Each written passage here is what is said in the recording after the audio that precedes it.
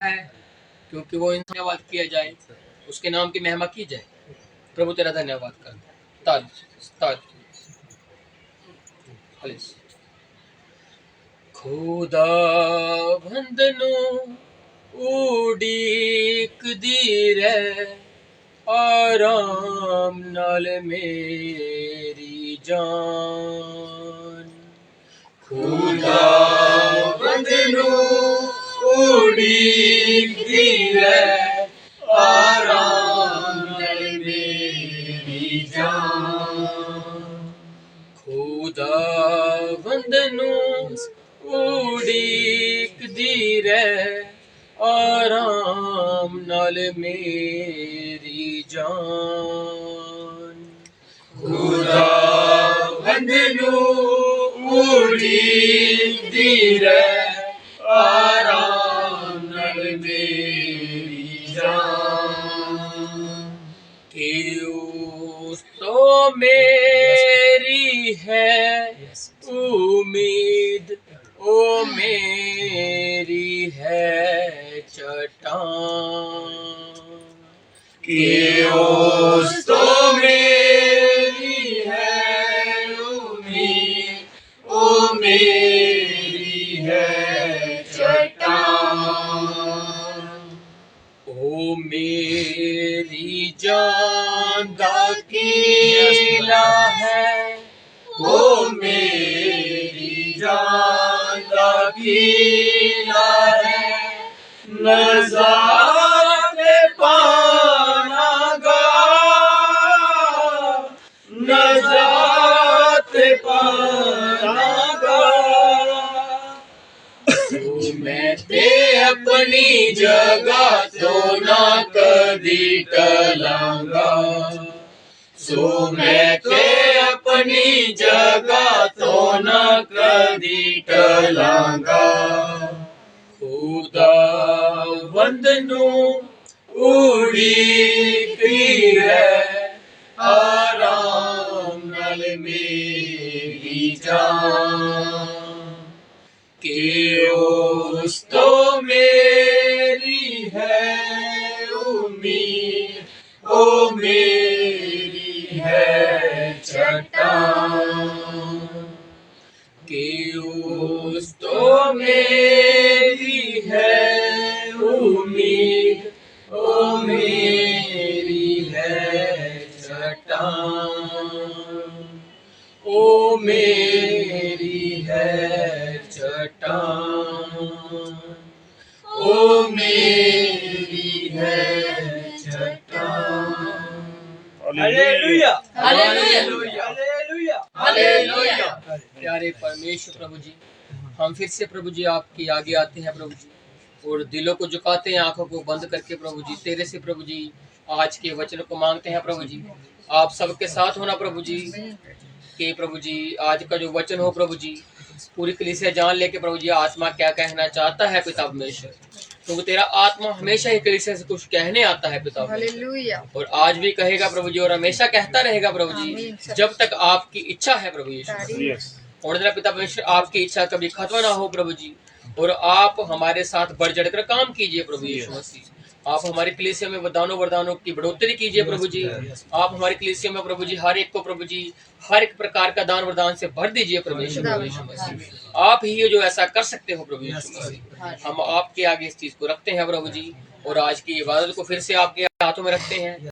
आप खुद हमारे साथ बात करना प्रभु यीशु मसीह। कोई भी शब्द प्रभु जी हमारे मुख से प्रभु जी हमारी ओर से ना निकले प्रभु जी, सब कुछ प्रभु जी आपकी आत्मा की अगुवाई से हो प्रभु जी। धन्यवाद करते हैं ऐसा करने के लिए पिता परमेश्वर। इस प्रार्थना को प्रभु यीशु मसीह के नाम से मांगते हैं, आमीन आमीन। Hallelujah hallelujah hallelujah hallelujah. तो सचमुच प्रभु ने फिर से हमें ये एक नया दिन दिया है आज, और नई शाम दी है, और सचमुच प्रभु हमें दिन ब दिन बढ़ाई जा रहा है, और महीने कैसे निकल रहे हैं, अब साल खत्म होने पर भी जा रहा है, और सचमुच लेकिन प्रभु की दया कभी खत्म नहीं होने की है। हालेलुया। और प्रभु की दया से हम यूहन्ना की सुसमाचार की पुस्तक में बढ़ रहे थे, और इसके हमने 5 अध्याय तक पहुंच चुके हैं, और 5 की आज कितनी पढ़नी है? 10। हाँ जी 10 पढ़नी है 5 की, क्योंकि पिछली बार हमने 5 की 9 तक पढ़ लिया था, देख लिया था कि कैसे प्रभु 38 वर्ष का जो लंगड़ा होता है, जो चल नहीं पाता और जो खाट पर पड़ा होता है, प्रभु उसको कैसे जाकर शुद्ध करता है, उसको कैसे चंगा कर देता है। और जब हम 10 से पढ़ते हैं तो उस दिन कोई दिन था। जब हम 5 की 10 को पढ़ेंगे ना, जिस दिन प्रभु ने उसको चंगा किया, तब एक दिन आता है। कौन सा दिन था वो जी? सबत का दिन। पढ़ते हैं 5 की 10 से, वह सबत का दिन था, वह सबत का दिन था। और अगर हम पुराने इकरारनामे में देखें, पुराने नियम में देखें, तो वहां पर ये सबत को आराम का दिन माना जाता है। जैसे यहोवा ने 7वां दिन को आराम किया उसने, और उसको सबत कहा कि अब क्या है, आराम का दिन है। और जैसे आगे आगे चलते चलते वो एक विधि बन गई, एक वो रीत बन गई, और उसको लोगों ने क्या किया, एक रीत के अनुसार मनाना शुरू कर दिया। प्रभु ने जो कुछ भी उनको दिया, उन्होंने उसको क्या कर दिया, रीति रिवाजों में डाल दिया। उनको क्या कर दिया, पाबंदियों के साथ क्या किया, इंसानों के ऊपर थोप दिया। जबकि इंसान को बनाया गया था क्या करने के लिए, देख रेख करने के लिए। लेकिन जो चीजें प्रभु ने बनाई वो उसके ऊपर देख रेख करने लगी, उसके ऊपर वो हैवी होने लगी आगे आगे जाकर। जैसे आज हम देखते हैं, आज इंसान डरते हैं, किन किन चीजों से डरते हैं हम सब जानते हैं। लेकिन प्रभु ने इन चीजों का खंडन किया आकर। प्रभु ने हमें उन चीजों से बाहर निकाला, हमें एक सत्य की तरफ लेके चला। उसने हमें बताया कि इंसान की वैल्यू है क्या, इंसान को असल में बनाया किसके लिए था। और जब हम 10 तक पहुंचते हैं तो वह सबत का दिन था। लेकिन जब हम इसको शुरुआत से देखते हैं तो वहां पर लिखा हुआ है कि यीशु मसीह यरूशलेम में जाते हैं। वहां पर एक बैतसदा का कुंड होता है, जो इब्रानी भाषा में उसको बैतसदा कहा जाता है, हाउस ऑफ मर्सी, दया का घर, जिसके पास क्या था, एक तालाब था। और उस तालाब को हमने देखा था पिछली बार के लोगों की एक चीज बन चुकी हुई थी कि एक निश्चित समय के ऊपर एक फरिश्ता उतरता है, जो सोचते थे वो, जो मानते थे वो, और उनका विश्वास उनको वो चंगा भी करता था। लोग चंगे होते थे, इसलिए तो वो चीज बन गई आगे आगे जाकर। और जब ऐसी चीज होने लगी तो 38 साल के बाद हमने देखा था कि जो 38 साल होते हैं, 38 ईयर होते हैं, ये क्या चीज दर्शाते हैं, उजाड़ को। कि कैसे उजाड़ में पड़े हुए बंदे को पास प्रभु आता है और उससे पूछा है कि क्या तू चंगा होना चाहता है, क्या तू अपनी इस अवस्था से बाहर निकलना चाहता है, तूने अपनी इस अवस्था में जीना सीख लिया है, तुझे ऐसा लगता है कि सब कुछ यही है, मुझे वहां कोई लेके नहीं जा रहा, कोई बंदा मेरे पास नहीं है। क्योंकि उसका विश्वास क्या बन गया था, कोई इंसान आएगा, एक फरिश्ता उतरेगा, मैं पानी में जाऊंगा, मैं चंगा हो जाऊंगा, उसकी सोच थी। लेकिन प्रभु उसको उसकी सोच से भी बढ़कर चीज देना चाहता था। 38 साल लग गए इस चीज को होने के लिए, लेकिन प्रभु वहां आया जाया करता था, क्योंकि वहां पर एक भेड़ फाटक था। और भेड़ फाटक हमने देखा था कि वो जो भेड़ फाटक होता है उसके ऊपर क्या होता है, कुर्बानियों को आया जाता है। और यीशु मसीह खुद एक मेमना बन के आया, जो कि उस भेड़ फाटक के दरमियान चलता था, आया जाया करता था। और वहां पर उसने एक बंदे को देखा, उसकी अवस्था को देखा, और भी बंदे थे जो 5 ओसारों के नीचे बैठे हुए थे। लेकिन प्रभु की नजर इसके ऊपर पड़ी कि ये काफी समय से जांच पड़ताल हुई, पता लगा कि काफी समय से है। और प्रभु यही देखना चाहता था कि इंसान अपनी उस अवस्था से बाहर आना चाहता है कि नहीं आना चाहता। इसलिए हम सोचते हैं कि प्रभु हमारे पास शायद लंबे समय के बाद आया है। प्रभु अगर आया तो उसने हमें यही कहा, क्या तू मेरे पास आना चाहता है। बाकी हमें अपनी अवस्था अच्छी लगती है कि नहीं, वो हमारे ऊपर है। लेकिन प्रभु की आवाज हमारे कानों में आई कि आप मेरे पीछे आना चाहते हो कि नहीं आना चाहते।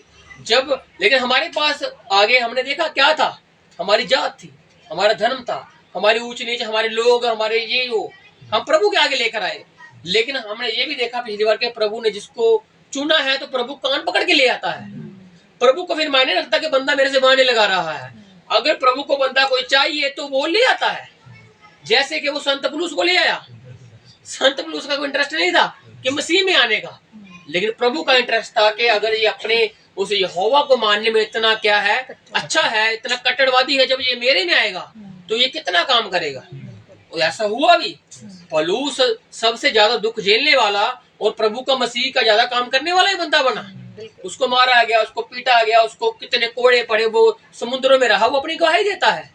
लेकिन वो साथ में ये भी कहता रहा कि मसीह का मैं कैदी हूँ, मसीह ने मुझे चुना। लेकिन एक समय था जब वो मसीह को मार रहा था। मतलब मसीह जब आपको लेकर आता है तो वो ये नहीं देखता कि आप बहाने लगा रहे, वो ले आएगा आपको। और इस बंदे ने क्या कहा, आशा लगाई पानी के ऊपर, आशा लगाई फरिश्ते के ऊपर, लेकिन प्रभु ने कहा उठ खड़ा हो जा। उसका विश्वास नहीं पूछा, उसको देखा नहीं कुछ भी, सिर्फ कहा उठ खड़ा हो, लेकिन जब उससे पहले देखते हैं तो एक कर्मचारी आता है, राज्य का कर्मचारी, और प्रभु कहता है जा तेरा सेवक चंगा हो गया। उसको बोला चंगा हो गया, लेकिन उसको बोला उठ, ये उठ नहीं रहा। लेकिन प्रभु ने इसको उठा डाला, ये खड़ा हो गया, इसने खाट उठाई और ये चलने लगा। और उसके बाद क्या आता है, वो दिन कौन सा था? सबत का दिन था। अब चंगाई हुई है, अच्छी एक चीज आई है, एक अच्छा एक बंदे का मन परिवर्तन हुआ है, एक वो चलने फिरने लग गया। लेकिन दिक्कत है कुछ लोगों को, किन लोगों को? जो के अपने धर्म के क्या है, कट्टरवाद में है, जो सोच में फंसे हुए हैं। कौन? सबत को मानने वाले, व्यवस्था को, कानून की बातों को लेकर आने वाले। लेकिन आगे जाके ना प्रभु की बातें और प्रभु के काम, वो सबत का दिन था, वो आराम का दिन था जिसमें काम करना उचित नहीं था। हाँ जी, इसलिए यहूदी उससे जो चंगा हुआ था कहने लगे, जो चंगा हुआ था, जिसको चंगाई मिली थी, उससे वो कहने लगे आज तो सबत का दिन है, हाँ जी, तुझे खाट उठाना उचित नहीं। उन्होंने ये नहीं देखा कि ये बंदा चलने लग गया, उसकी खाट देखी है। आज आपकी गवाही, वो गवाही थी उसकी, जो खाट उसने उठाई वो क्या थी? उसकी गवाही थी। आज कई लोग आपकी गवाही देखकर आपको कहते होंगे, बोलते होंगे कि यार तू तो ऐसा है, तू तो वैसा है, तू तो ये, तू तो वो। लेकिन आपका विश्वास प्रभु के ऊपर क्या होना चाहिए? स्थिर होना चाहिए, कि कोई आपको ये देखकर कुछ भी ना कह दे और आप फटाफट सीधे से ले जाओ उस बात को और आप कहो यार सच में मुझ में ये है, मुझ में ये है। आप प्रभु की दया को भूल मत जाइए, प्रभु की दया बहुत बड़ी है। अगर हमसे आज, जब तक हमें शरीर में कुछ ना कुछ होता रहेगा, ये पक्की बात है, और इसमें कोई परफेक्शन में जा नहीं सकता। केवल एक के जो मसीह था, मसीह एक दे लेके आया। अगर इंसान परिपूर्वक बन जाता, पक्का बन जाता, तो मसीह को आने की जरूरत ना पड़ती। मसीह आया है इसलिए कि वो बनकर दिखाए कि मैं बन चुका, क्योंकि मैं तुमसे नहीं हो पा रहा था, इसलिए मैंने किया। हालेलुया। आज हमसे सचमुच कुछ नहीं हो पाता, क्योंकि प्रभु ने कहा तुम उस खेत में हो, तुम उस कटनी में हो जिसका तुमने काम ही नहीं किया। काम किसने किया? पुराने लोगों ने किया, काम मसीह ने किया। हम क्या हैं? हम तो सिर्फ खड़े हुए हैं, लेकिन मेहनत देखे तो कुछ भी नहीं है। लेकिन प्रभु क्या कहता है कि तुम्हारे बाद भी लोग आएंगे, तुम भी हो, तुम्हारे बाद भी आएंगे, लेकिन उसको फसल को लगाने वाला और काटने वाला एक ही है। समझ रहे हो? जिसने लगाया और आगे काटेगा वो परमेश्वर ही है, जो बारिश भी देता है, परमेश्वर ही है जो धूप लगाता है, परमेश्वर ही है जो इंसान के मन को नम्र करता है। तो अब क्या कहा? सबत का दिन। और लोग कहने लगे कि चलना देखा उसका कि चल रहा है, ठीक है चल रहा है, लेकिन तूने खाट भी उठाई हुई है। लोग चल फिर रहे थे, काम करना मनाही थी, कुछ उठाना कुछ रखना ये उनकी अपनी रीति रिवाज बन चुके थे। जो असल सबत है उसको वो भूल चुके थे कि वो असली सबत है क्या। जैसे प्रभु ने बताया था, क्योंकि प्रभु ने जितने चमत्कार किए कि कब किए? सबत के दिन में किए। उनको बताने के लिए सबत की अहमियत कि सबत के दिन में हो क्या सकता है, सबत के दिन में करना क्या है, लेकिन वो उससे अनजान रहे। प्रभु ने इसलिए तो कहा तुम दया भूल चुके हो, तुम न्याय भूल चुके हो, दशवां देते हो, चर्च में सब कुछ करते हो, लेकिन जो व्यवस्था की असली बात है उसको भूल चुके हो तुम लोग। जब प्रभु उन फरीसियों और मत्ती में उनको क्या करता है? हाय डालता है उन लोगों के ऊपर जो फरीसियों से दुखी होते हैं। लेकिन अब बात फिर से वही सबत की बात। प्रभु सबत के ऊपर बहुत जोर देता है। दिन सबत का है, चिंगाई हुई है, लेकिन उन्होंने कहा तुझे मालूम नहीं, तू सबत के दिन क्या कर रहा है? खाट उठा रहा, काम कर रहा है। लेकिन आगे क्या होता है? उसने उन्हें उत्तर दिया, जिसने मुझे चंगा किया, हाँ जी, उसी ने मुझसे कहा अपनी खाट उठा और चल फिर। जिसने मुझे चंगा किया, समझ बात को। अब जिसने चंगा किया इसको उसका नाम नहीं मालूम, आगे जाके पता लगेगा मंदिर में जाकर, लेकिन अभी ये उसके नाम से अनजान है, अभी अनजान है ये बंदा। तो इसने क्या कहा? जिसने मुझे चंगा किया। और चंगा इसको किसने किया? यीशु नासरी ने किया, लेकिन ये नाम नहीं जानता, लेकिन वो लोग जानना चाहते हैं, क्योंकि यीशु मसीह के बारे में उनके पास काफी खबरें पहले आ चुकी थी कि वो यीशु नासरी है, लेकिन अभी ये नाम नहीं बता पाएगा, लेकिन आगे जाकर ये नाम बताएगा, जिसके बाद प्रभु कुछ उनको बातें कहेगा। तो अभी क्या कहता है कि तुझको किसने कहा? उसने कहा जिसने मुझे चंगा कर दिया, उसी ने मुझे कहा खाट उठा और चल फिर। और मैंने खाट उठाया, मैं चलने फिरने लगा, जैसा उसने कहा मैंने कर दिया। अब जो कोई कह रहा है वो कोई आम बंदा नहीं है, समझ रहे हो? अगर प्रभु ने हमें पापों से बाहर निकाला, हमारे गुनाहों से बाहर निकाला, तो हम बाहर आ चुके हैं। लोग बहुत कुछ कहेंगे, लेकिन हम क्या कर रहे हैं? हम उनकी बातों को सुनकर कह रहे हैं ठीक है तू सही कह रहा है, जब हम कहेंगे कि प्रभु कहे हम बच्चे हैं और प्रभु की दया हमारे ऊपर अपरंपार है। हालेलुया। प्रभु डर का परमेश्वर नहीं है, समझ रहे हो? वो डर का बिजनेस नहीं चलाता, वो तो प्रेम बांटता है। अगर वो उस क्रूस के ऊपर चढ़ गया तो वो प्रेम की वजह से गया है। अगर वो जिंदा हो तो प्रेम की वजह से जिंदा हुआ है, कि अगर मैं जिंदा हूं तो मेरे लोग भी जिंदा होंगे। लेकिन जब वो वापस आने वाला है तो वो लोगों को फिर लेके जाएगा। लेकिन क्रोध किन के लिए होगा उसका? जिन्होंने उसे इतना समय मिलने पर भी जाना नहीं, उसके साथ जुड़ ही नहीं पाए, कनेक्ट नहीं हो पाए। प्रभु आता रहा, प्रभु मिलता रहा, लेकिन वो कभी उसके साथ क्या नहीं, एक में नहीं हो पाए, उसके साथ सहभागिता नहीं की। समझ रहे हो? लेकिन आज समय है उसके साथ क्या करने का, सहभागिता लेने का। तो इसलिए क्या कहा, जिसने मुझे कहा, आज जिसने हमें कहा है तुम आजाद हो, तो उसने आजाद किया। जिसने हमें कहा कि मैंने तुम्हारे गुनाहों को बख्श दिया, तो उसने कहा। तो हम प्रभु के बाद में विश्वास कर रहे हैं, आज हम लोगों के बाद में विश्वास कर रहे हैं। बात अब ये आ जाती है, क्योंकि हम जब चल रहे हैं तो दो आवाजें आती हैं हमारे कानों में। एक तो जो हमें आशावादी करती हैं और एक जो हमें निराशावादी करती हैं, एक पॉजिटिव और एक नेगेटिव। लेकिन प्रभु की बात जो भी होगी हमेशा पॉजिटिव होगी। वो आपको कभी नेगेटिव करेगी नहीं, वो कभी आपको निराशावादी करेगी नहीं। वो तो आपको कहेगी टेंशन मत ले, प्रभु हमारे साथ है, टेंशन मत ले, प्रभु हमारा बड़ा है, टेंशन मत लो, प्रभु का रहम बहुत बड़ा है। ये क्या है, प्रभु की आशावादी सोच। और प्रभु के लोग ऐसी ही बातें बोलते हैं। हालेलुया। क्योंकि ये कलाम हमें यही बातें सिखाता है।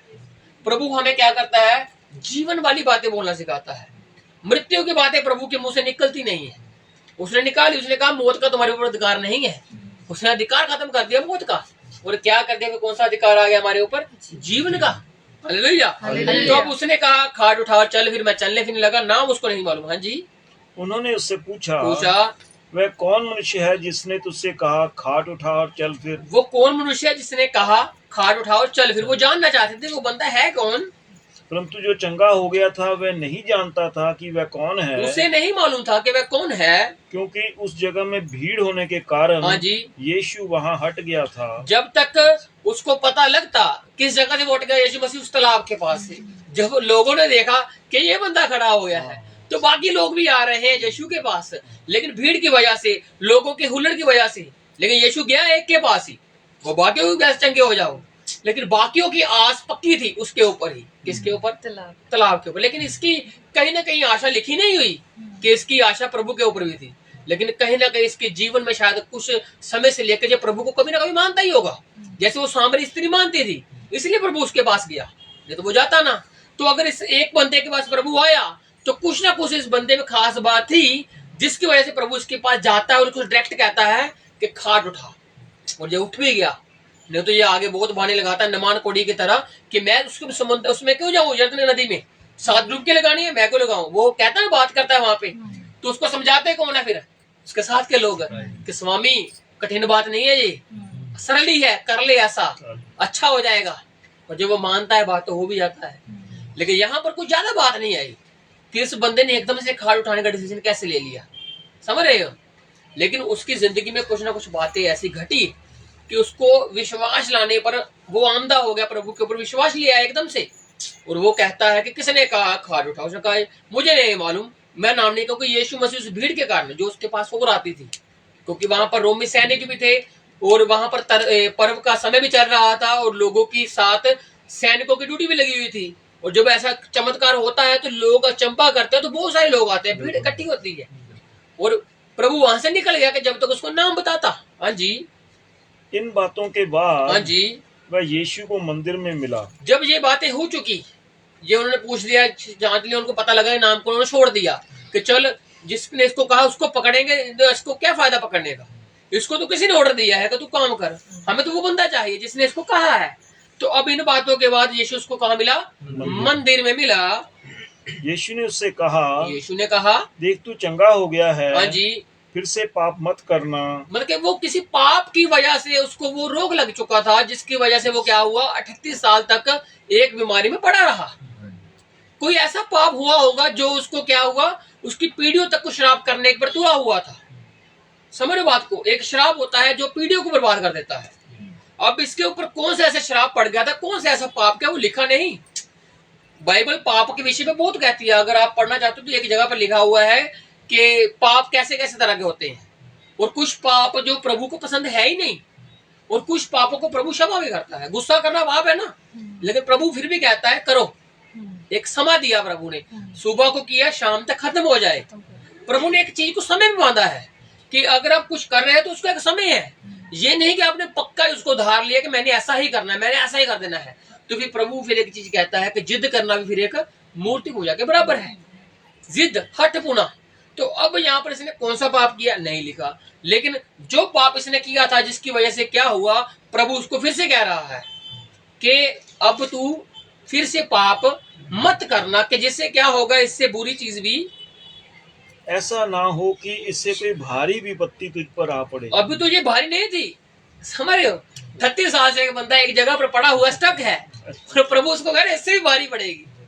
हमारे लिए तो ये भी भारी से भी भारी है। अगर हम सोचे, हमारी थिंक हो, हमारा सोचना हो, एक बंदा अगर अंधा ही है तो अगर वो देख नहीं पा रहा तो हमारे लिए ये भी भारी है, और एक बंदा एक जगह से हिला ही नहीं तो वो उसके लिए कितनी भारी है। और प्रभु उसको फिर भी कह रहा है इससे भी भारी आ सकती है भाई, समझ रहे हो। प्रभु में हाथों में पढ़ना ध्यान की बात तो है ही, इसीलिए तो प्रभु कहता है, कितना कुछ बताता है हमें कि प्रेम, मेल मिलाप, शांति, धीरज, कृपा, भलाई, और इसके अलावा हम फिर भी उसको जानने के बाद भी ना करें तो फिर क्या है, फिर धीरे धीरे धीरे धीरे वो बढ़ता बढ़ता बढ़ता जाता है, और एक दिन हमें वो क्या करता है, प्रभु से ही अलग कर देता है। और जब प्रभु से अलग होते हैं तो हम वो काम करने लग जाते हैं जो हमें अच्छे नहीं लगते और प्रभु को भी नहीं लगते। फिर एक दिन क्या होता है, फिर हम शाऊल के माफिक बन जाते हैं, जो है प्रभु का बंदा लेकिन काम उसके हम जानते हैं। प्रभु के लोगों को मारने पर तुल पड़ा, दाऊद के ऊपर भाला चलाता है, दाऊद को मारने की युक्ति निकालता है, क्यों, क्योंकि दिमाग ही सटक गया है। उससे क्या होता है कि जब दिमाग खराब हो गया है तो आपको पता लगेगा आपके सामने कौन है, आप कहोगे मैं इसका नाश कर दूं, आप सोचोगे मैं इसको ये कर दूं, लेकिन प्रभु उसको क्या कर रहा है, इससे भारी विपत्ति बढ़ सकती है भाई, पाप मत करना दोबारा। अब कौन सा पाप प्रभु ने उसको बोला है कि मत करना, ये नहीं लिखा, लेकिन उसको कहा गया है कि अगर तू चंगा हुआ है, तुझे चंगाई मिल गई है, तो अब तू वैसे वाले पाप छोड़ दे जो तूने पहले तब किए थे, अब तू मेरे में बन जा, अब तू एक जिंदगी को पा चुका है, अब तेरी उजाड़ में से अवस्था बाहर आ चुकी है, अब तू उस उजाड़ वाली जिंदगी को याद मत करना, उसको साथ में लेकर मत चलना कि मैं ये था, लोगों को यही बताता फिरे कि मैं वो था। तू ये बता कि मैंने खाट उठाई, और किस दिन उठाई, सब्त के दिन उठाई, जिन दिन लोगों का काम करना उचित नहीं था उस दिन प्रभु ने मुझे चला दिया। हालेलुया, कितनी अच्छी गवाही। जिस दिन लोग मना करते हैं ये नहीं, लेकिन उस दिन प्रभु ही चंगा कर रहा है। और प्रभु ने ज्यादा काम सब्त के दिन ही इसलिए किए कि लोगों को बता सके कि मैं सब्त का भी प्रभु। हालेलुया, प्रभु अधिकार बताता था लेकिन लोग समझ नहीं पाए। और इसी चैप्टर में पिता पुत्र की बात वो चलती है, आगे जाकर प्रभु की गवाही है। हाँ जी, उस मनुष्य ने जाकर यहूदियों से कह दिया, हाँ जी, कि जिसने मुझे चंगा किया वह यीशु है। ये लीडर हो गया, क्योंकि उन्होंने पूछा था कि जब तुझे मिले बताना भाई किसने चंगा किया है तुझे। अब इसको पता लगा यीशु है वो, और वो कोई आम शख्सियत नहीं है, वो एक माना परमाना बन चुका था यीशु मसीह, क्योंकि उसने काफी लोगों में चंगाई बांटी थी, कितने लोगों को उसने चंगा किया था। और अब ये जो चंगाई हुई है ये एक सब्त के दिन हुई है, और उन्होंने इसको नोट कर लिया होता कि तू ये बंदा है, सब कुछ नोट हो गया था। और जब तक ये वहां पर जाकर गवाही नहीं भरेगा तब तक इसको छोड़ा नहीं जाएगा। और ये वहां पर जाता है, बताता है कि वो यीशु नासरी था, और वो उसके ऊपर और क्रोधित होते थे कि इसी को ढूंढ रहे थे, इसी की तो हम चाह कर रहे थे कि हमको गवाही मिले इसके नाम की। और वो नोट करते थे कि हम याजकों को आगे जाकर सौंपे कि हमें ये गवाही इस बंदे ने दी है, हमें ये बंदे ने गवाही दी है, कि उसके खिलाफ क्या बन जाए, सबूत बन जाए, कि हम उसको पकड़ने की योजनाएं पक्की कर दें। हाँ जी, इस कारण यहूदी यीशु को सताने लगे, क्योंकि वह ऐसे काम सब्त के दिन करता था। क्योंकि ये पहली बार नहीं हुआ ऐसा कि उसने सब्त के दिन ऐसा कुछ किया है, वो ऐसा करता ही रहता था। और इसके ऊपर ये बातें कब की लगी हुई थी, लेकिन वो बात बताकर निकल जाता था। प्रभु बुलाते थे, बात करता था, वो उसको जवाब नहीं आता था, वो निकल जाता था। और ऐसा काफी बार हुआ, एक बार नहीं हुआ। हाँ जी, इस पर यीशु ने उससे कहा, मेरा पिता अब तक काम करता है, हाँ जी, और मैं भी काम करता हूँ। अब प्रभु पिता को बीच में ले आया, समझ रहे हो, पिता को बीच में लाने का। और ये जो यूहन्ना है यही पिता और पुत्र की बात बहुत करता है। आप बाकी तीनों इंजीलें पढ़ लेना, मत्ती, मरकुस, लूका, वो प्रभु की वंशावली को लेके आते हैं, प्रभु के चमत्कारों को, बाकी चीजों को लेके आते हैं। लेकिन एक जो यूहन्ना ही है जो बताता है कि प्रभु यीशु मसीह ही परमेश्वर है, और पिता और पुत्र के रिश्ते को वो एक करता है, और उसके ऊपर जोर देता है कि प्रभु पर विश्वास लाओ। क्योंकि यूहन्ना तक आते आते लोगों में भ्रम फैल चुका था कि यीशु नासरी जैसा कोई बंदा है नहीं। उसको वो कैसे लेने लगे थे, भ्रम में। क्यों? क्योंकि हम जानते हैं कि मत्ती में लिखा हुआ है कि जब यीशु मसीह को जिंदा हो गए तो जो पहरेदार थे उनको पैसा खिलाया गया कि ये बताने के लिए, झूठी गवाही देने के लिए कि फैला दो भाई, वो जिंदा ही नहीं हुआ, उसके चेले आकर उठा के लेके गए हैं। ऐसा हो गया था कि चेले ले गए हैं, जिसकी वजह से लोगों में ये बात फैल गई यीशु नहीं जिंदा हुआ। कुछ लोग मानते थे, कुछ लोग नहीं मानते थे, और ऐसे ऐसे करते करते बात कईयों में भ्रम था, कईयों में असलियत थी, कईयों में विश्वास पक्का था, कईयों में विश्वास था ही नहीं। जिसकी वजह से यूहन्ना को ये लिखने की जरूरत पड़ी कि पिता पुत्र का अधिकार देता है। ये आगे जाकर यीशु मसीह खुद इस चीज को क्लियर करता है और बताता है कि सारा अधिकार पिता ने मुझे सौंप दिया हुआ है। अगर तुम पिता का आदर करते हो तो तुम्हें पुत्र का भी आदर करना पड़ेगा। ये लिखा है। आगे आगे जाकर प्रभु अपने अधिकार के बारे में बताता है इन लोगों को। इन्होंने सिर्फ एक बात पूछी है कि सबत के दिन के बारे में, लेकिन प्रभु उनको अपने अधिकार के बारे में बताने जाएगा आगे जाकर कि मेरा अधिकार, तुम सिर्फ सबत तक सहमत हो, तुम्हारी जो शक्ति है सहने की सिर्फ सबत तक ही है, मैं तुमको इसके ऊपर भी लेके जाऊंगा, तुमको इसको आगे भी बढ़ाऊंगा, लेकिन सुनने की शक्ति रखना आगे। प्रभु फिर उनको सुनाता है तो वो सुन नहीं पाते। हाँ जी। इस कारण यहूदी और भी अधिक उसे मार डालने का प्रयत्न करने लगे। हाँ जी। क्योंकि वह न केवल सबत के दिन की विधि को तोड़ता, हाँ जी, परंतु परमेश्वर और अपना पिता कहकर, परमेश्वर को अपना पिता कहकर, परमेश्वर को अपना पिता कहकर अपने आप को परमेश्वर के तुल्य भी ठहराता था। सिर्फ शब्द के कारण तो वो झगड़ते ही थे, अब उनको और कारण मिल रहे हैं कि ये परमेश्वर को अपना पिता भी कहता है। अभी पिता कहता है, आगे जाकर ये कहेगा कि पिता मुझ में ही है। आगे जाके कितनी बार बढ़ जाएगी। और समझ रहे हो, अभी तो देखा इन्होंने कि ये पिता कह रहा है उसको, जबकि पिता को कोई बच्चा नहीं होता। According to law, according to कानून, कानून मतलब कि जो व्यवस्था है कि यहोवा एक ही खुदा है। अगर वो एक खुदा है तो फिर उसके बच्चे नहीं हो सकते आगे, जब वो आगे जनरेशन नहीं चला सकता। लेकिन वो भूल गया कि वो अपने नाम से आ भी सकता है, वो भूल गया कि वो दे भी ले सकता है। अगर वो मूसा को पीठ दिखा सकता है, नबूकदनेस्सर के बेटे बेलशस्सर को वो अगर उंगली दिखा सकता है, अगर वो शद्रक मेशक अबेदनगो के साथ आग में उतरकर मनुष्य के स्वरूप का शरीर का उसको राजे को दिखा सकता है, तो वो आ भी सकता है। यशायाह ने कहा है, यशायाह ने उसकी नबूवत की है, हमें बेटा दिया जाएगा, प्रभुता उसके कांधे पर होगी, वो नातीकाल का पिता भी होगा, वो राज्य कुमार होगा, वो शांति का राजकुमार होगा। ऐसा लिखा है उसके बारे में। ये सब जानते थे। यूहन्ना जो बपतिस्मा देने वाला था यही आया कहने के लिए, मार्ग सीधा करो, टेढ़े मार्ग सीधे करो। और इन्होंने प्रभु उनको उनकी बातों में लेगा कि मूसा ने क्या कहा था मेरे बारे में। अगर तुम मूसा को मानते तो तुम्हें मुझे भी मानते, क्योंकि मूसा ने मेरे विषय में ही कहा है। आगे जाकर प्रभु ये बातें कहने वाला है, लेकिन अभी ये इसी बात पर उससे नाराज हो गए कि ये परमेश्वर को अपना पिता कह के संबोधित कर रहा है कि वो मेरा पिता है। लेकिन आगे जाकर प्रभु कहता है उसी पिता ने सारा अधिकार मुझे दे दिया, न्याय तक मैं करूंगा। प्रभु कहेगा आगे जाके कि न्याय का अधिकार मुझे दिया गया है। अगर तुम पिता का आदर करते हो तुम्हें मेरा भी आदर करना चाहिए। प्रभु आगे अपने आदर पर लेके आता है बात। और जब 14 की बात चलती है, 14 चैप्टर की, तब तो प्रभु कहता है कि हे फिलिप्पुस, तू पिता देखना चाहता है, कितने दिन थे मैं तेरे साथ, तुमने पिता ही नहीं देखा। हालेलुया। ये तो उन लोगों के लिए बात थी कि आदर करो पिता का, आदर करो पुत्र का, लेकिन तुम लोगों के लिए साक्षात पिता सामने खड़ा हुआ है। आज भी तुम्हें पिता देखने की चाहत है, आज भी तुम अलग अलग मानते हो मुझे, लेकिन मैं एक ही हूँ। हालेलुया। सिंपल पुराने नियम में वो यहोवा था, नए नियम में वो यीशु बन के आ गया, और अब वो पवित्र आत्मा के साथ हमारे साथ काम कर रहा है।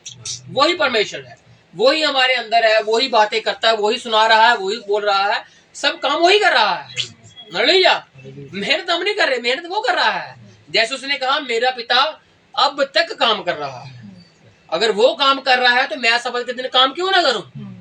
समझ रहे हो, सबत जिसने बनाया यहोवा ने, अगर वो सबत के दिन आकर वो आज तक काम कर रहा है, उसने मुझे क्या करने के लिए भेजा, काम करने के लिए। किसको? यीशु नासरी को। जब यीशु नासरी काम कर रहा है तो फिर पिता भी ऊपर काम ही कर रहा है, और वो दोनों क्या कर रहे हैं, काम को अंजाम दे रहे हैं।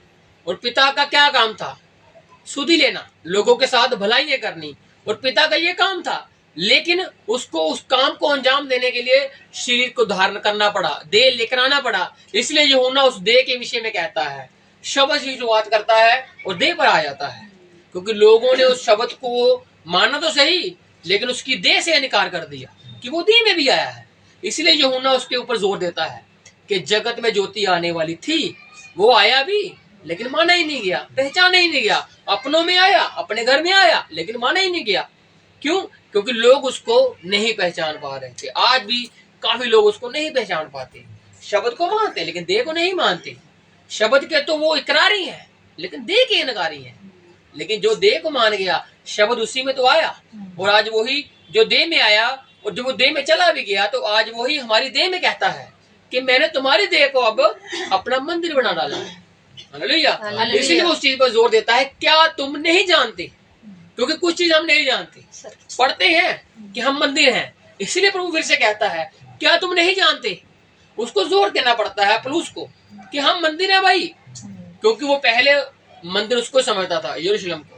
लेकिन जब यहोवा उसके ऊपर जाहिर हुआ, यीशु मसीह उसको कहता है तो मुझे क्यों सता रहा है, तब पता लगता है कि उसको मालूम लगा कि मंदिर असल में है कौन। वो सामरी वाली बात उसको पता लगी, कितना कुछ उसको, किसको, संत पौलुस को कितना कुछ पता लग गया। तो अब क्या कहता है, लोग उससे और भी गुस्सा करने लगे, और क्यों? क्योंकि उसने पिता कह दिया था अपने उस परमेश्वर को कि वो मेरा पिता है। तो आज आगे पुत्र का अधिकार, पुत्र का अधिकार। अब जो पुत्र का अधिकार है, इसको देखना कि बात वहीं से कनेक्ट हो रही है। कहने को पहरा बन गया है आगे, लेकिन बात वहीं से स्टार्ट हो जाएगी आगे कि यीशु मसीह पिता परमेश्वर की बात को लेकर अपने साथ कैसे कनेक्ट कर रहा है। जी, इस पर यीशु ने उनसे कहा, जब ये बातें हो ही रही थी, वो गुस्सा कर ही रहे थे, वो झगड़ ही रहे थे, उसके साथ काफी वो गर्मो गर्मी में हो गए, तो इस पर यीशु ने कहा, मैं तुमसे सच सच कहता हूँ, मैं सच सच कहता हूँ, पुत्र आपसे कुछ नहीं कर सकता। पुत्र खुद नहीं कुछ कर सकता। जैसे हम भी कुछ कहते हैं कि हम भाई कुछ नहीं कर सकते, लेकिन जो हम में पवित्र आत्मा प्रभु ने दिया हुआ है वो ही कर सकता है। जैसे प्रभु यीशु मसीह अब इस जगह पर कह रहे हैं कि पुत्र कुछ नहीं कर सकता। हाँ जी, केवल वह जो पिता को करते देखता है, जो पिता करता है वो देखता है और वो करता है। कौन? पुत्र। पुत्र कौन? यीशु नासरी। पिता जो कर रहा है, पुत्र वो कर रहा है। पिता क्या कर रहा है? पिता के रूप में ही यीशु मसीह नीचे आया है। जैसे वो ऊपर चल रहा है, जैसे यीशु मसीह नीचे चल रहा है, दोनों एक क्या प्रतिबिंब एक दूसरे की। वो दोनों एक दूसरे को क्या कर रहे हैं? रिप्रेजेंट कर रहे हैं कि पिता की चाहत क्या है अपने बच्चों के प्रति, और वो पुत्र के जरिए प्रकट कर रहा है कि मेरी चाहत है क्या। तो अब क्या हुआ? कहता वो जो देखता है पिता को उसने क्या देखा? सबत के दिन में काम करते। सबत के दिन में पिता ने काम किए, लेकिन आगे आगे आते आते क्या हो गया? रीति रिवाज बन गए कि सबत के दिन ये नहीं करना, सबत के दिन वो नहीं करना। लेकिन वहां पर सिर्फ लिखा हुआ कि सबत के दिन आराम करना है, सिर्फ आराम की बात आई है। लेकिन ये नहीं लिखा कि तुमने किसी को चंगा भी नहीं करना या किसी के साथ भलाई भी नहीं करनी, ये तो लिखा हुआ है। लेकिन लोगों ने अपने रीति रिवाजों में उसको ढाल लिया और पक्का कर लिया, भाई हम इससे आगे नहीं बढ़ेंगे। सबत मतलब सबत, आराम मतलब आराम। भेड़ चलेगी नहीं बचाएंगे। लेकिन प्रभु कहता है आके, भाई गिर जाएगा तो क्या करोगे? जबकि उन्होंने कितनी भेड़े मार दी होगी ऐसे। लेकिन प्रभु उनको पूछता है, भाई बचाओगे नहीं जाकर? अगर कोई आपका भेड़ का बच्चा कोई भी हो गए तो बचाओगे नहीं उसको सबत के दिन? प्रभु उनको दया याद दिला रहा था कि तुम कानून के साथ साथ दया भूल चुके हो। कानून याद है, दशमांश याद है, सब कुछ याद है, 10 हुक्म याद है, लेकिन दया कहाँ रही? 10 हुक्मों को तो मान, लेकिन उसमें तो दया छिपी हुई है, उसको कौन मानेगा? इसलिए प्रभु ने 10 हुक्मों के ऊपर जोर नहीं दिया। जब उसके पास एक बंदा आता है, कहता है कि मैं सब कुछ करता हूँ, बचपन से करता आया हूँ, 10 हुक्मों को बचपन से मानता आया हूँ, प्रभु ने उसको ज्यादा जोर दिया ही नहीं। प्रभु सब कुछ जानता है ये। तो प्रभु देखो कैसे बात करता है। प्रभु ने जोर दिया दया के ऊपर, प्रभु ने जोर दिया मेल मिलाप के ऊपर। और उनसे भी मिला जिनसे लोग मिलते ही नहीं थे। सामरियों से मिला, 12 साल की रोगन जो उसको जानती नहीं थी, उसने छुआ चंगी हो गई। कितना कुछ समझाता, कनानी स्त्री उसके पास आती है। ऐसे करते करते कितने लोग उसके ऊपर आकर विश्वास ले आते हैं। और प्रभु उसी वक्त कहता है कि ऐसा विश्वास तो मैंने इस्राएल में भी नहीं देखा जैसा विश्वास मैं तुम लोगों में देख रहा हूँ। हालेलुया। भाई प्रभु की नजर हम पर लगी हुई है, और वो इजराइल की ओर देखकर हमको यही कहता है कि मैंने विश्वास देखा ही नहीं था सच में ऐसा कि लोग मुझको बैठकर पुकारेंगे, लोग मेरी महिमा करेंगे, बड़ाई करेंगे, स्तुति करेंगे, वो मेरे कलाम को सुना जाएगा, सुनाया जाएगा। प्रभु सच में खुश होता है जब उसकी संगति में लोग आते हैं और वचन पर चलते हैं। हालेलुया। तो अब क्या होता है? पुत्र का अधिकार बता रहा है कि पिता को जो देखता है पुत्र वही करता है। हाँ जी, क्योंकि जिन जिन कामों को वह करता है, हाँ जी, उन्हें पुत्र भी उसी रीति से करता है। जैसे पिता करता है पुत्र भी वैसे करता है। हाँ जी, क्योंकि पिता पुत्र से प्रीति रखता है। पिता क्या करता है? पुत्र से प्रेम करता है, प्रीति रखता है। और जो जो काम वह आप करता है, हाँ जी, वह सब उसे दिखाता है। जो जो काम कौन करता है? पिता करता है। अब समझ आगे जाकर बात क्या चलेगी ये वाली, क्योंकि जो यीशु कर रहा है ना, वो अपने साथ ही बता रहा है पिता को कि जो मैं कर रहा हूँ वो पिता कर रहा है, लेकिन पिता मुझे कह रहा है तू ऐसा कर। पिता मुझ में से होकर कह रहा है कर ऐसा, पिता मुझे कह रहा है कर, तो कहता जो वो करता है मैं वैसे देख रहा हूँ। अब पिता उसमें है तभी तो देख पा रहा है वो, तभी तो उसको महसूस कर पा रहा है। नहीं तो अगर वो कहता उसको देखता, वो क्या पहले देखने जाता उसको? नहीं, उसके अंदर उसको दिखा रहा है। जैसे हमें पवित्र आत्मा आज बताता है कि ये नहीं वो नहीं ऐसा ऐसा, वो भी हमें बताता है ना कि मार्ग, और हम क्या कहते हैं कि जो हमें पवित्र आत्मा बताता है हम फिर वैसे ही करते हैं, है ना। जैसे यीशु ने कहा कि पवित्र आत्मा मेरे नाम से आएगा, कहने का तो पवित्र आत्मा, लेकिन नाम यीशु से आया और हमारे अंदर भीतर बैठा हुआ है। तो उसी प्रकार से ये कह रहा है कि उसको जैसे देखा, जिस रीति से पिता काम उसी रीति से मैं, क्योंकि मैं उसको देखता हूँ और वैसे ही मैं काम करता हूँ, और वह इनसे भी बड़े काम उसे दिखाएगा। वो मुझसे प्रेम रखता है उत्तर से, और ये तो तुमने काम छोटा देखा है, वो मुझसे क्या करेगा, इससे भी बड़े काम दिखाने वाला है। उसको देखने के लिए भी तैयार रहना जी, ताकि तुम अचंबा करो। तुम क्या करो, हैरान हो जाओ भाई, अचंबा होगा तुमको जब आगे जाकर मैं पिता को कहूंगा कि मैं एक ही हूँ।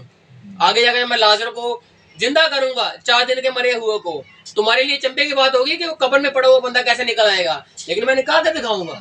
नायन नगर की विधवा का जो जवान बंदा मर गया था बच्चा, उसको प्रभु ने उसी वक्त खड़ा कर दिया। उसने पूछा नहीं, सिर्फ पूछा कि ये कौन है, उसने पूछा जी ऐसे ऐसा करके, एक ही बंदा बच्चा था इसका। उसने अच्छा, हे गबरू, हे जवान, उठ खड़ा हो जा। उस जो 12 साल की बच्ची थी जायरस की बेटी, उसके घर में गया, वो रो रहे थे, पीट रहे थे, एक माहौल बन चुका था कि मर चुकी है, लेकिन प्रभु ने कहा तुम निकलो बाहर, क्योंकि जहां पर अब क्या आ गया है, जीवन आ चुका है। हालेलुया। हमारी जिंदगी में रोने पीटने के दिन थे एक समय में, लेकिन जब जीवन आया तो वो दिन चले गए। अब रोना पीटना चला गया, अब क्या है, जीवन है। कभी कभार रोना पीटना आएगा, लेकिन उसको पक्का ही हम अपने साथ रख लें, ऐसा भी नहीं है। कुछ समय के लिए, कुछ घड़ी के लिए आ सकता है, लेकिन अगला पल जीवन का, अगला पल खुशी का। हालेलुया। क्योंकि जीवन हमेशा रहने वाला है। मौत कभी कभार तो क्या करेगी, आपको डराने के लिए आ जाएगी, लेकिन जीवन हमेशा आपको याद दिलाने आता है कि मैं अभी भी हूँ और मैं ही तुमको लेकर जाऊंगा।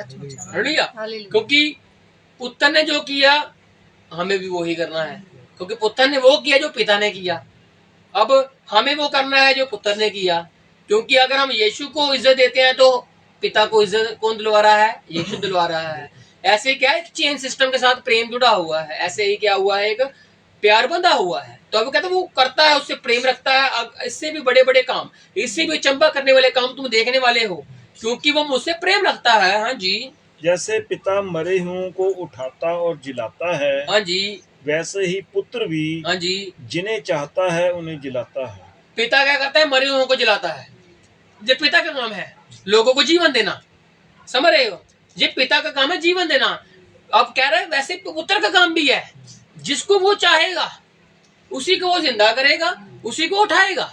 जैसे पिता की इच्छा है वैसे पुत्र की भी एक इच्छा है, क्योंकि पिता पुत्र से बाहर रहकर कोई काम नहीं करता, और वैसे पुत्र भी पिता से रहकर बाहर कोई काम नहीं करता। दोनों की एक सलाह है, दोनों की एक सम्मति है, और एक सम्मति के साथ ही दोनों चलते हैं।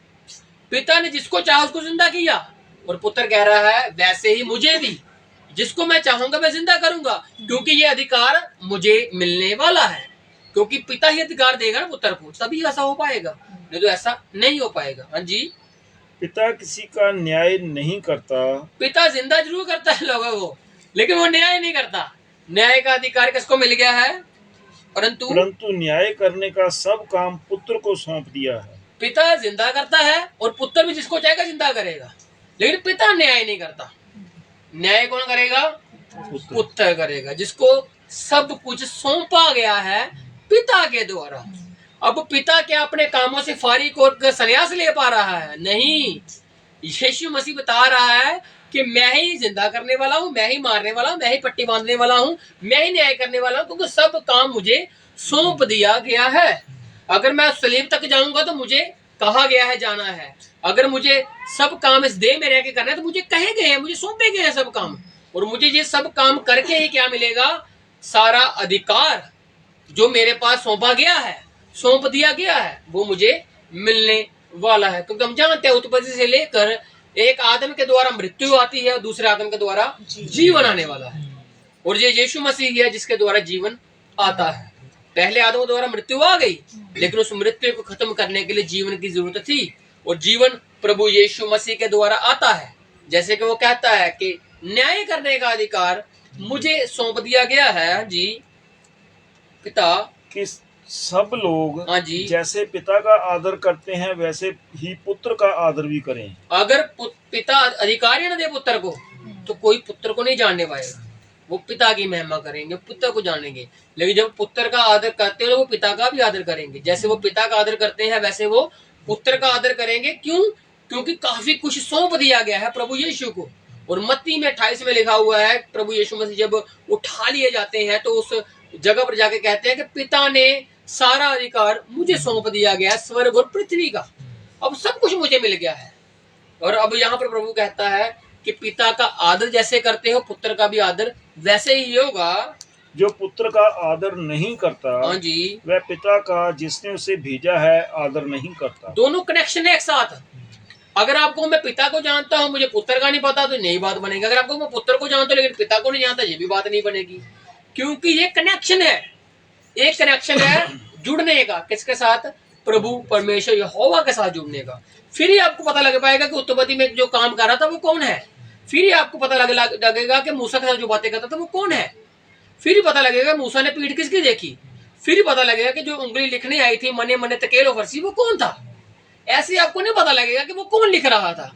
ऐसे आप क्या हो कि असमंजस में पड़े रहोगे कि पिता शायद कौन है पुत्र शायद कौन है। लेकिन आदर किसका बनेगा? पुत्र का द्वारा पिता का बनेगा। दोनों के कनेक्शन साथ में है। पिता का आदर पुत्र का आदर उसका करोगे तो दोनों का करना पड़ेगा। ये नहीं उसको छोड़ दिया इसको छोड़ दिया। क्यों? क्योंकि दोनों क्या करते हैं? एक चीज को रिप्रेजेंट करते हैं जो कि प्रभु यीशु मसीह आगे आगे जाकर बताते हैं। हाँ जी मैं तुमसे सच सच कहता हूँ, प्रभु यीशु कहता है मैं तुमसे सच कहता हूँ, जो मेरा वचन सुनकर मेरे भेजने वाले पर विश्वास करता है हाँ जी अनंत जीवन उसका है। वचन किसका सुनना? प्रभु यीशु मसीह का। विश्वास किसके ऊपर? भेजने वाले के ऊपर। भेजने वाला कौन? पिता परमेश्वर जिसने उसको भेजा। लेकिन आगे जाकर बातें कैसे कैसे हो रही हैं, सारा अधिकार मुझे दिया गया। न्याय मैं करूंगा, ये मैं करूंगा, जिंदा मैं करूंगा, मैं आऊंगा वापस। ये कौन कह रहा है? प्रभु यीशु कह रहा है। समझने को सुनने को बात अजीब अलग लगती है लेकिन बातों का सार यही है कि यीशु मसीह ही पिता बनकर आया और आज वो पवित्र आत्मा बनकर काम कर रहा है। जैसे न्याय उसने करना है और वो न्याय करेगा। और वो कह रहा आदर, पुत्र का आदर, पिता का आदर। और जैसे क्या कहता है कि मैं कहता हूं कि मेरा वचन सुनकर, वचन मेरा लेकिन भेजने वाला, और जिसने भेजा वचन उसी ने मुझे दिया, और जिसने मुझे वचन दिया उसी के ऊपर विश्वास लाना है। और जब उसके ऊपर लाओगे तो मेरे ऊपर आ जाएगा और मेरे द्वारा ही तुम क्या करोगे? उसको जानोगे। किसको? पिता को जानोगे। हाँ जी उस पर विश्वास करेगा। अनंत जीवन उसी का है। अनंत जीवन उसका है और उस पर दंड की आज्ञा नहीं होती। उसके ऊपर दंड की आज्ञा भी नहीं होगी जो मेरा वचन सुनकर मेरे भेजने वाले पर विश्वास करता है। परंतु वह मृत्यु से पार होकर जीवन में प्रवेश कर चुका है। कौन? जीवन में प्रवेश कर चुका जिसने मेरे शब्दों को सुना और मेरे भेजने वाले पर विश्वास किया। अनंत जीवन उसी का है। हालेलुया। और जब आप उसको प्रकाशित वाक्य में जाकर पढ़ते, यीशु मसीह कहता है कि मैं जल्द आने वाला हूँ, हर एक के काम का प्रतिफल मेरे पास है। देखो मैं जल्द आने वाला हूँ, देखो मैं द्वार पर खड़ा हुआ हूँ। प्रभु कहता है देख मैं बहुत जल्द आने वाला हूँ। प्रभु बहुत कुछ बातों से अपने आप को संबोधित करता है और कहता है हर एक के क्या है काम का लेखा जोखा मेरे पास ही है। धन्य है जिनके नाम मेमने के जीवन की पुस्तक में लिखे हुए हैं। जीवन की पुस्तक में काटे जाते हैं लेकिन मेमने की जीवन की पुस्तक में पक्के नाम होते हैं। जैसे यीशु ने कहा मैंने तुम्हारे नामों को हथेलियों पर लिख लिया हुआ है। हालेलुया। हमारे नाम जो हमें यहाँ पर अलग अलग नामों से पुकारा जाता है लेकिन एक नाम प्रभु हमें जानता है, जिस नाम से हमें वो पुकारता है और जिस नाम से हम उसकी सुनते हैं।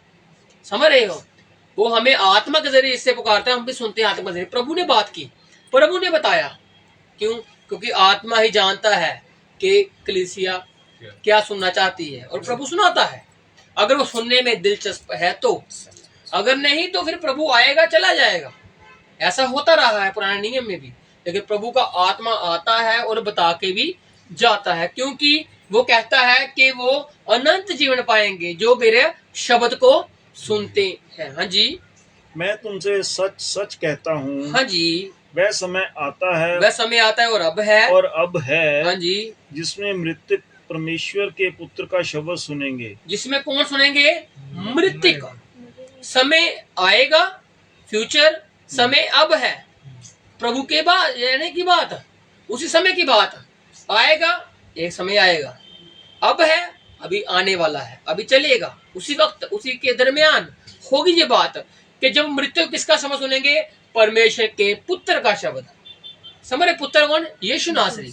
जब वो जाकर बताएगा कि मैं ही परमेश्वर हूं, मैंने ही तुम्हें रचा और मैं तुम्हें आजाद करता हूं, क्योंकि मृत्यु के लोक में प्रभु को जाना जरूरी था, उन लोगों को, रूहों को निकालने के लिए जो काफी समय से कैद थी। उनका एक समय अलग था, उनका एक टाइम था, और लेकिन जब वो समय आया तो प्रभु ने उनको आजाद किया और लोगों ने उनको देखा, मृतकों को।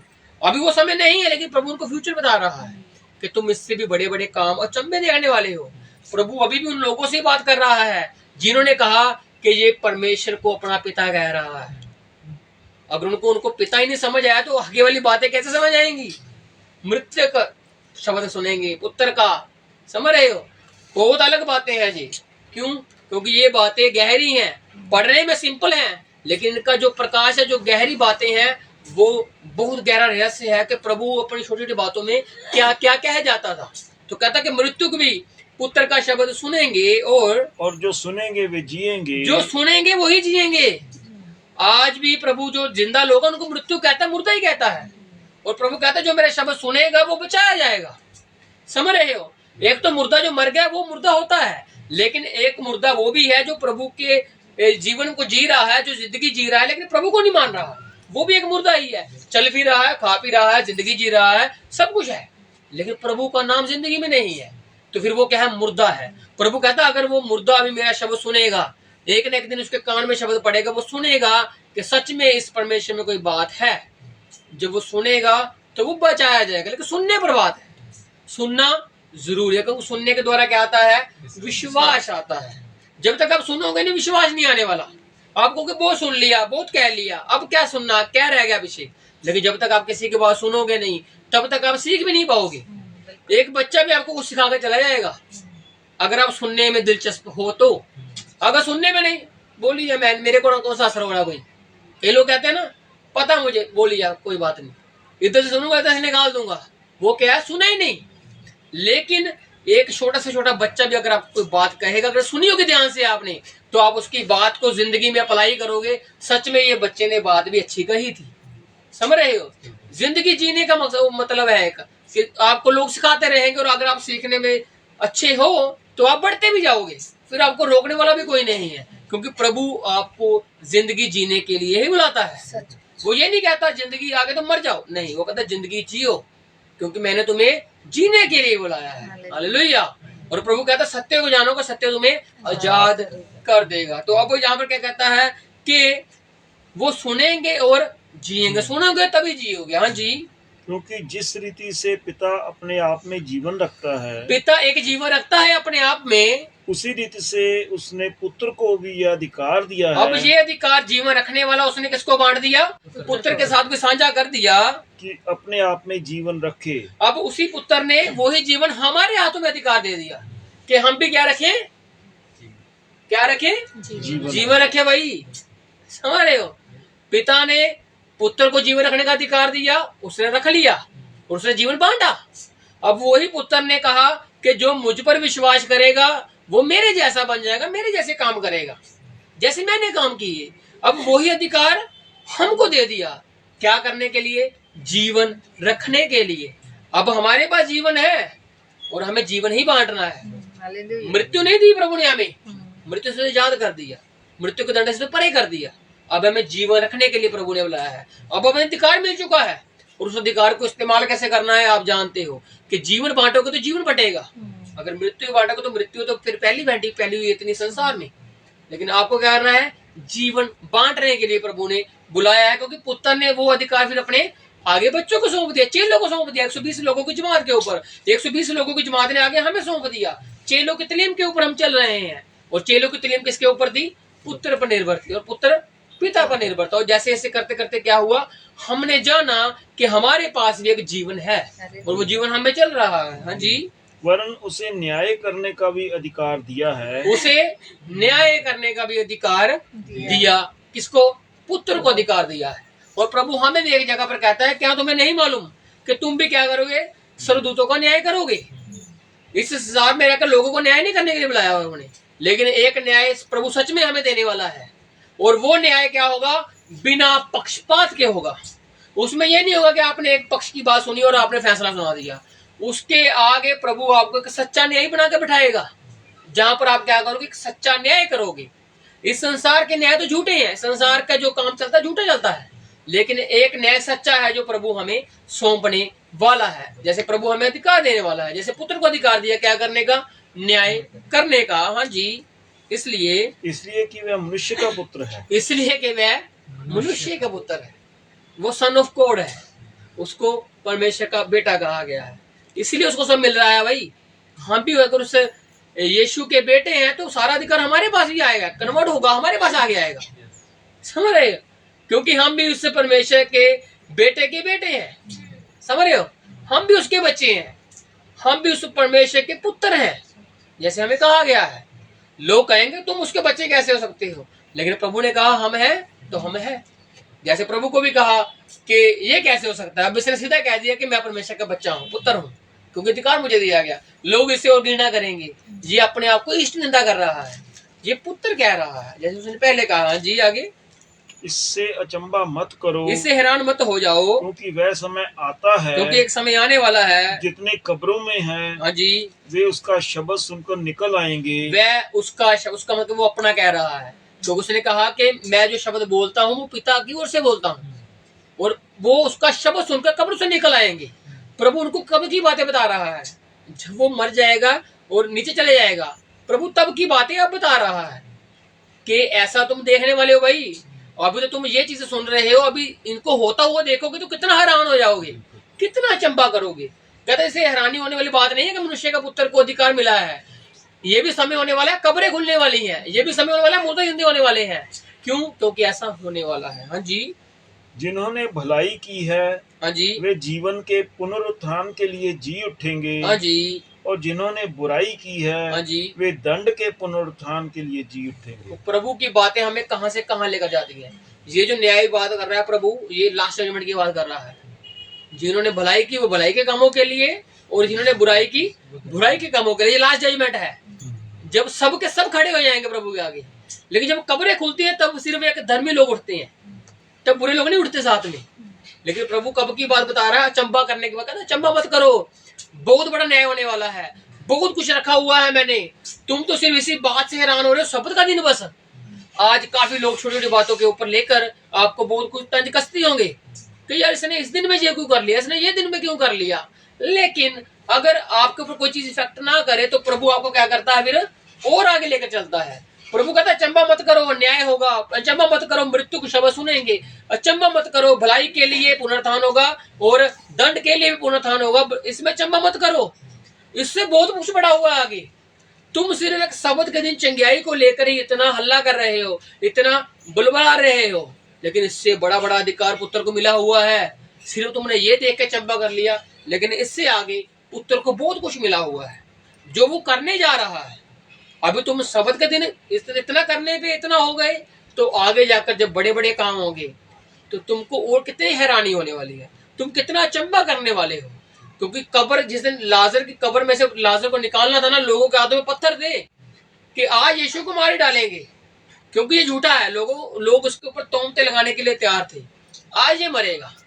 क्यों? क्योंकि लाजर जिंदा होगा नहीं। उनके विचार 4 दिन हो गए हैं, नहीं जिंदा होने वाला, कब्र से कभी नहीं देखा किसी को निकलते, इसको तो हम मारेंगे भाई अब।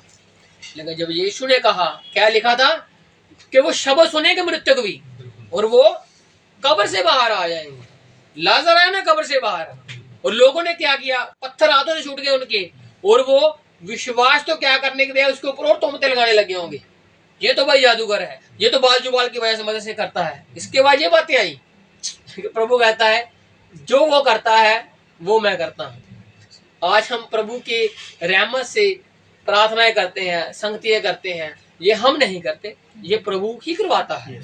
जो उसने किया वो हम कर रहे हैं, जो उसने करना सिखाया हम कर रहे हैं। उसने कहा ज्यादा से ज्यादा संगति करो, उसने कहा मिलना मत छोड़ो, उसने कहा प्रेम बांटो, उसने कहा मेल मिला बांटो, तो हम वो बांट रहे हैं। जिस दिन हम बांटना बंद कर देंगे फिर हम अपनी ओर से बोलेंगे। लेकिन जब तक प्रेम है, जब तक मेल मिलाप है, तब तक प्रभु का काम भी चल रहा है। हालेलुया। और जब इस प्रेम में हम कहें कि प्रेम खत्म, सब कुछ खत्म, तो फिर समझ लेना कि प्रभु के लोग भी उठा लिए जाए होंगे तब तक। तो क्योंकि प्रभु ने क्या कहा, अधर्म के बढ़ने से प्रेम ठंडा बढ़ेगा। लेकिन जब तक हम कहते हैं कि प्रभु का धर्म है हम में, तो तब तक क्या है, सब बातें अच्छी और भलाई वाली हैं। हालेलुया। इसलिए हमें जीवन बोलना है, जीवन की बातें करनी है। और आज हम इसको यही तक रोकते, कितने तक पढ़ लिया सर हमने? 29 तक। हाँ, 5 की 29 तक हमने पढ़ लिया है, और 5 की 30 को हम प्रभु की दया से अगले शुक्रवार को देखेंगे। तो आज हमें सिर्फ प्रभु में बड़े रहना है, और यही हमेशा आपसे आग्रह रहेगा कि आप प्रार्थनाओं में बड़े रहिए, संगतियों में आइए, क्योंकि संगतियों में आने से क्या होता है, हमारी जिंदगी और बेहतर होती है। जितना वचन हम में जाता है, जितना वचन हम लेते हैं, उससे क्या होती है, बढ़ोतरी होती है। और ये एक भट्टी है, और उस भट्टी में अगर आप रहोगे तो आप क्या होगे, गर्म ही रहोगे।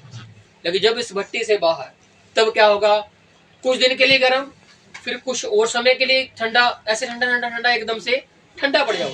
इसलिए प्रभु कहता है संगतियों में बने रहो और प्रभु के प्रेम में बने रहो। हालेलुया। हमको आज प्रभु में बनने की जरूरत है। तो आज वो बंद करते हैं और प्रभु का धन्यवाद करते हैं। तारीफ।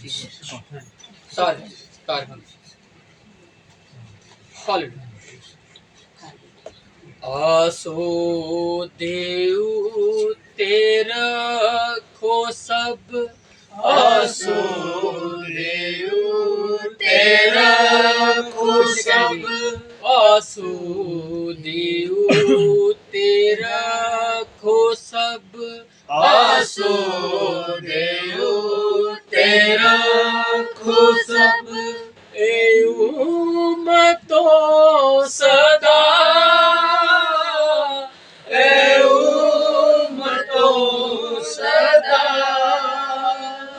झुकाओ दे अगे सिर के ओ है खुदा, झुकाओ दे अगे सिर के ओ है खुदा, खुदा बंदनू उड़ी धीरे आराम नल मेरी जान, के उसको मेरी है उम्मीद, ओ मेरी है चट्टान, के उसको मेरी है उम्मीद, ओ मेरी है चट्टान, ओ मेरी है चट्टान, ओ मेरी है चट्टान।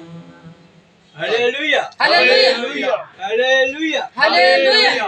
तो आंखों को बंद रखते हो, स्वर्गीय प्रार्थना भाई तकजीर के साथ करते हैं। हे हमारे पिता, हे हमारे पिता, तू जो स्वर्ग में है, तू जो स्वर्ग में है, तेरा नाम पवित्र माना जाए, तेरा नाम पवित्र माना जाए, तेरा राज्य आए, तेरा राज्य आए, तेरी इच्छा जैसे स्वर्ग में पूरी होती है, जैसे स्वर्ग में पूरी होती है, वैसे पृथ्वी पर भी हो, वैसे पृथ्वी पर भी हो। हमारे दिन भर की रोटी आज हमें दो, हमारे दिन भर की रोटी आज हमें दो, और जिस प्रकार हमने अपने अपराधियों को क्षमा किया है, हमने अपने अपराधियों को क्षमा किया है, वैसे तू भी हमारे अपराधों को क्षमा कर, वैसे तू भी हमारे अपराधों को क्षमा कर, हमें परीक्षा में ना ला, हमें परीक्षा में ना ला, परंतु बुराई से बचा, परंतु बुराई से बचा, क्योंकि राज्य, पराक्रम और महिमा सदा तेरे ही हैं, सदा तेरे ही हैं। आमीन। अब से लेके परमेश्वर का प्रेम, उसकी संगति, उसका फजल भरा हाथ हमारे साथ यूं ही बना रहे। आमीन। आमीन। तारीफ कीजिए।